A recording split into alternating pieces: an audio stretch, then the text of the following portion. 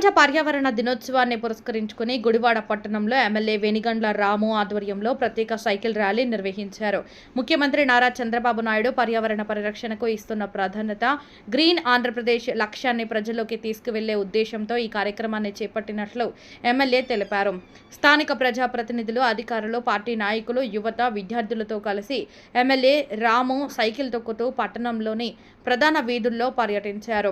ఈ సందర్భంగా పర్యావరణ పరిరక్షణ, వాతావరణ మార్పుల ప్రభావం, కాలుష్య నియంత్రణ, మొక్కల పెంపకం అవసరంపై ప్రజలకు అవగాహన కల్పించారు.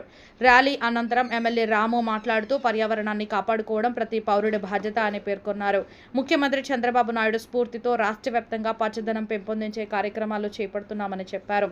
భవిష్యత్తు తరాలకు స్వచ్ఛమైన వాతావరణాన్ని అందించాలంటే ప్రతి ఒక్కరూ కనీసం ఒక మొక్కను నాటి సంరక్షించాలని పిలుపునిచ్చారు.